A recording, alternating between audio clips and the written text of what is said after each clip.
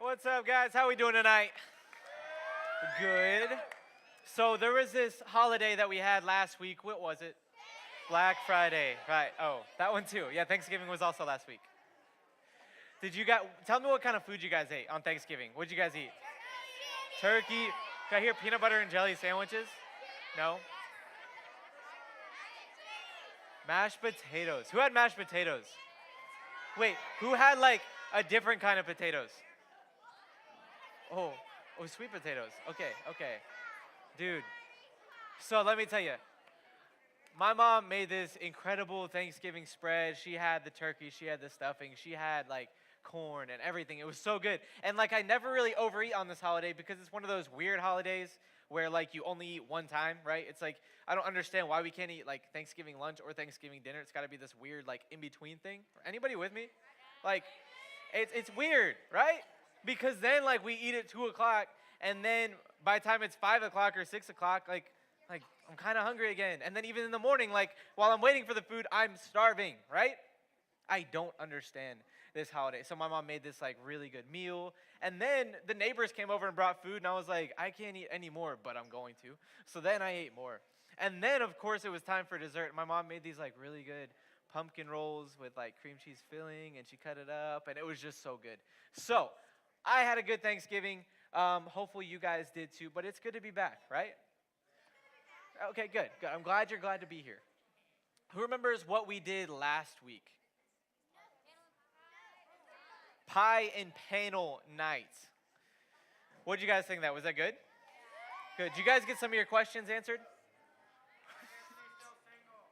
Shh, we'll talk about that later. That was not a good question. Anyway. So, we have a good question to answer tonight. Raise your hand if you've ever asked this question. What makes Christianity different from other religions? Anybody asked that before? What makes Christianity different? Anybody wondered that? Maybe you haven't wondered that, but maybe tonight you're wondering that just a little bit. We're going to dive into that question tonight. And it's a good one because, I mean, like, when we're staking our eternity into our religion and stuff like that and into God, we want to know that it's true, right? We don't want to just throw away, like, our life and our eternity for something that's not real, that's not true, that's not real. So, let me remind you guys tonight that God is not afraid of our questions, okay? So as we ask questions, we're going to get answers. So tonight, as we ask this question, it's going to help us learn. It's going to help us grow. So as we move into this, when we're talking about what is true, sometimes it's a lot easier to start with what is not true. So let me dive into something that is not true. Anybody heard this before? All religions point to the same God. Anybody ever heard that before? Okay, a lot of you guys have heard that before. So let me tell you why that's not true. If this idea were true, why would it matter which religion you followed? If all religions led to the same God, why would it matter if you were a Christian or a Hindu or Buddhist or Islam if it all led to the same place, right? Would it matter? No, if it all led to the same place. So a lot of people, they do this idea because they're like, okay, well, if this one feels right or it fits what I want to do, then I'm just going to do it, and I'm just going to do what feels right. But we can't lean on what feels right. We have to lean on what is true.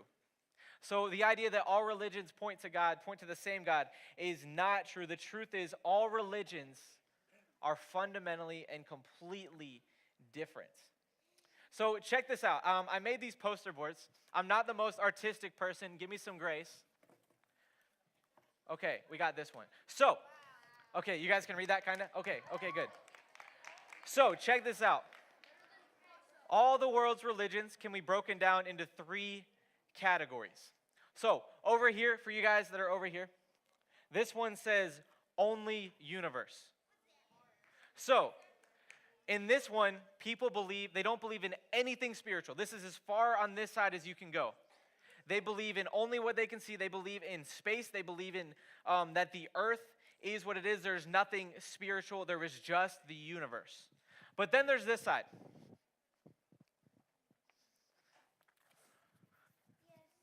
Where some religions believe in only God, where they don't believe that there is a physical earth. They're all thinking like everything is spiritual, everything is God, like our bodies, bugs, animals, everything has a spiritual thing to it. So on that side, it is only the universe, nothing spiritual whatsoever. And on this side, only God and nothing at all just physical.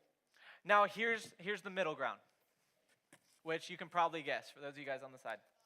God and the universe, where this belief is, okay, yes, we are on the earth. There, we can see the universe. We live in a physical world, right? Like, I can touch this. This is real. This isn't some figment of my imagination or anything. This is real. But we also believe that there's a spiritual side of things. So let me tell you where different religions land. So on the only universe side, that is atheism and naturalism. And that, again, is just saying, like, there is only the physical world. There is nothing at all spiritual. Then on the far other side, only God, that is Eastern religions such as Buddhism and Hinduism, where they don't really pay any attention to the physical world. It's all, everything is spiritual. They believe in karma. They believe in reincarnation, that you can come back as a different animal and different things depending on how good or bad you are. But then in the middle, right here, universe and God, that is where Islam, Judaism, and Christianity land. That's where we land. So as you can tell, like, already there's these huge foundational differences in these different religions, right? So to break it down even more, all the major world religions contradict one another. So Buddhists, they're agnostics about God. They believe that God is unknowable and he cannot be known. Hindus believe in millions of gods. Islam believes that Jesus is not God. And in Christianity, it's centered on Jesus being God. So we can all agree that these religions do not line up whatsoever, do they? No. So all religions do not point to the same God and cannot agree with one another because they are very, very different. When we take all the world's religions, here's the big difference. Buddhism, Hinduism, Islam, every single world religion asks this question of, how do I get to God? How do I earn my way to God? What do I have to do? What rules do I have to follow? What rituals do I need to perform? What words do I need to say? What words do I not need to say? What do I need to wear? And in Christianity, Jesus has come to us, and by grace we're saved. So the difference is, all these world religions, you have to earn your way to God. And in Christianity, God has come down to us in the form of Jesus. So, the difference between every single religion and Christianity is Jesus. And here's why. Jesus backs up his words with actions. And let me show you some of the ways that Jesus is backing up his words with actions. Before Jesus was on the earth, check this out. The Old Testament was written hundreds of years before Jesus was born, yet the Old Testament said many things about the Savior that God was sending. Way before Jesus was born, hundreds of years, the Old Testament said a ton of things about this Messiah who was going to come. And here's just a few things that were said about the Messiah hundreds of years before he was born. Check out the screen. Oh, here it is. It's behind me. Oh, now it's gone. There it is. Awesome. Okay. It said all these things about who this Messiah would be. Check out all these Old Testament references right there. So they're saying that he'd be born of a virgin, that he'd be born in Bethlehem, that he would also come out of Egypt. And hold on, that doesn't really make sense, does it? Like, that he would be born in Bethlehem but also come out of Egypt? Well, check this out. Like, Jesus ends up fulfilling all of these different prophecies. And in this one in particular, this one's like my favorite to point to, that he was born in Bethlehem. We can read that in the beginning of Matthew and Luke. But then his parents had to flee to Egypt because of King Herod, who was trying to kill the baby boys. So in this weird, really cool way, it ends up happening just like that. And Gabe, go ahead and flip to the next thing. Every single one of these ones right here, on the left column is a prophecy that's written hundreds of years before Jesus. On the right side is where Jesus fulfilled every single one of these prophecies. So before he was even born, he was stepping into becoming the chosen Messiah that God was sending to earth. Christianity claims to be authored by God, and of course, making that claim doesn't just make it true. I can make the claim that I'm the president of the United States. Am I the president of the United States? Okay, don't have to be so mean. Okay, yeah. You guys yelled that at me.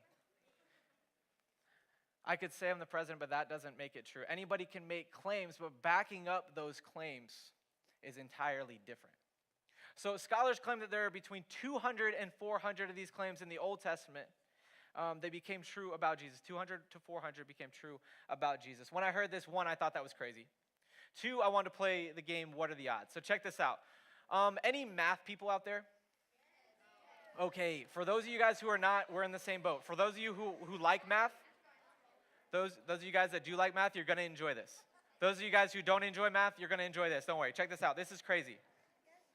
Shh. So I looked this up. What are the mathematical odds? Who likes odds? They're kind of interesting, right? All right. What are the mathematical odds of one man fulfilling over 100 prophecies written hundreds of years before his birth by chance? There's this guy. Any guesses? 1 in a million, a trillion? 1 in a lot of numbers, right? All right, check this out. There was a guy who actually did this probability. Peter Stoner calculated the probability of one person fulfilling just 8 of these messianic prophecies. And check out what the odds are, what the probability is. Can anybody say that number? It's like 10, and then how many zeros are there? Somebody count for me.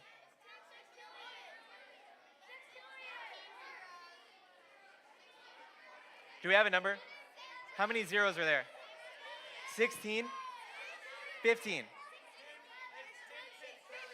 Okay, you guys are hurting math. Stop, we're done with math. We're done. Shh.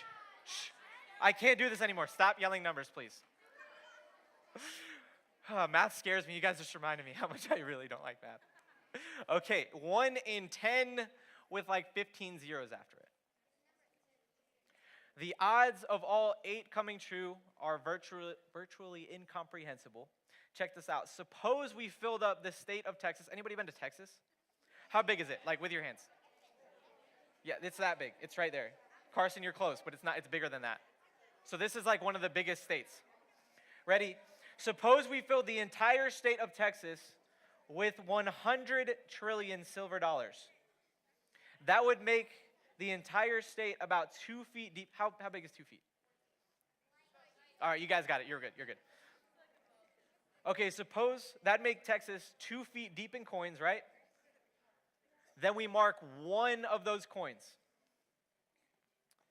Next, we stir up the state full of coins so they are thoroughly mixed at random. Then the marked coin could be anywhere in the state in the 2 foot deep of coins. Finally, we blindfold a man and let him travel the entire state to choose one random coin. What would be the odds of him finding the marked coin in one try? He would have the same chance the prophets had for those 8 prophecies being fulfilled, which is virtually no chance. Those are the odds of one man fulfilling 8 of those prophecies. Jesus fulfilled over 300. So Jesus, God in the flesh, is showing himself as a God who backs up his claims with action. So the second way that Christianity is different through Jesus is prove it. Everybody say prove it. All right, that's one of my favorite sayings. Hannah, I'm sorry, I say this a lot of times when it doesn't make sense. You know that. It's one of my favorite ways to get people to do dumb things. Like whenever they say that they can do something and I don't think they can, I'm like, yeah, prove it. So, but I'm also, as a guy, like when I say I can do something, like, and you say that I can't, I really want to prove it, right? So I've had this really just dumb thing that I've been doing lately. So I started doing CrossFit, and one of the things that you do there is box jumps. Anybody do box jumps? Where you just like, you jump on top of the box? Guys, so I've been practicing those, and my vertical is getting kind of high. So now when I see countertops, I'm like, I think I could do it. Like, and I find myself on top of counters all the time these days. I don't know why. Like I was like, dude, I could box jump that. And they were like, no, you can't prove it. And I was like, oh, he said the magic word. So then hopped up on top of it and hit my shin really hard, and I couldn't do it. So, no, we'll do later. What do you want me to jump on? Okay, now you got me. Onto that. Okay.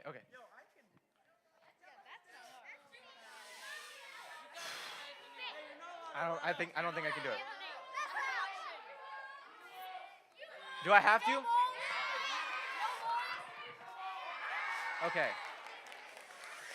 That was not in my notes. I didn't want to do that, guys. I'm not trying to break a sweat up here. Come on. Right. It hurts when you hit your shin, right? Anyway, If you want to see me do something dumb, just tell me to prove it. We'll do this later, not during the message, okay? So, like we've said, the big difference between every religion and Christianity is Jesus. And here's what makes Jesus different. It's that he proves it. Jesus makes this claim that he's God. That's a big claim, right? So here, check it out. In these couple verses, John 8:58, John 5:19, John 10:30, and John 10:38, that's just a couple. I think Gabe was going to throw them up on the screen. Jesus is saying that I am the Son of God, that I am God. So naturally, like the first thing that comes to mind, if he told me I'm God, first thing I'm thinking is prove it, right? Like you can't just claim to be God and then not do anything about it, right? So check this out. Jesus, he proves it. Check out this list of scripture that I got for you. Here we go. This is Jesus proving it. Jesus changed water into wine. Jesus cast out demons. He healed lepers. He healed diseases. He healed the paralytic. He raised the dead man. He restored sight to the blind. He restored and cured deafness. He fed the multitude. He walked on water. And I want to come back to that because there's a really funny story in that. And he calmed the storm with a command. All right, check this out actually. When Jesus walks on water, this is like one of my favorite scriptures. Let's see. He came to them walking on the sea, and he intended to pass by them. Like, is that not hilarious? Like, his disciples are on the boat, and Jesus is like, yeah, there they are. I'm just going to walk past them. Anyway, sorry, that's me getting distracted when I read the word. I love it, though. Anyway, so we got this list. Hold on, there's two more. Jesus rose from the dead. So this dude's got power over life and death. And then check this out. Jesus appeared to his disciples after the resurrection. He proved it by appearing to over 500 people after raising from the dead. And he even showed one of his disciples, Thomas. He said, hey, put your fingers in the holes in my hand. Let me show you that I was put on the cross. This is me. I was dead, and now I'm alive. Jesus proved it. And even remember, who was here 2 weeks ago? Remember we talked about there's even non-Christian sources who proved that Jesus was alive, walked on this earth, died, and then rose again? All right, then also check this out. Gabe, can you throw that picture up on the screen? Sorry, can we just give a big hand to Gabe? He's working back there.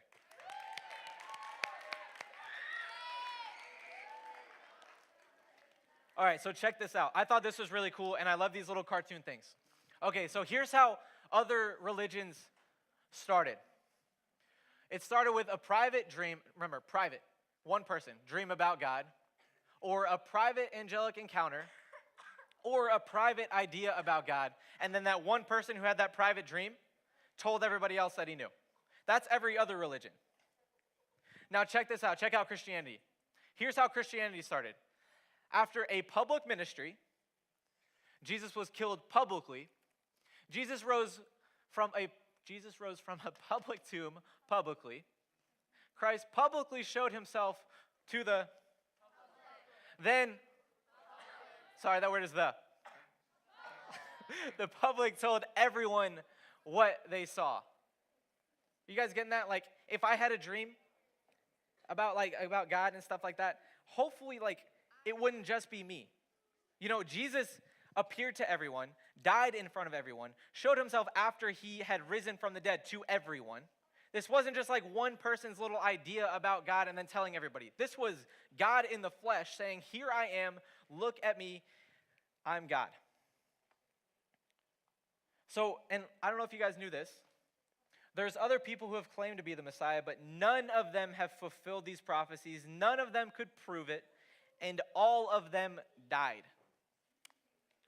Last point is this, Jesus called game. How many athletes we got out there? All right, there's these moments in sports when the game's on the line. You know what I'm talking about? It's crunch time. Your team needs to play. The game is close. It is coming down to the wire. And one guy steps up and hits the game-winning shot as the buzzer sounds. And as athletes, we like to say that he called game. That's Vinatieri calling game. You're right. That's right. So, that's what Jesus does with this piece of scripture. Check this out. John 14:6. Jesus said to him, I am the way, the truth, and the life. No one comes to the Father but through me.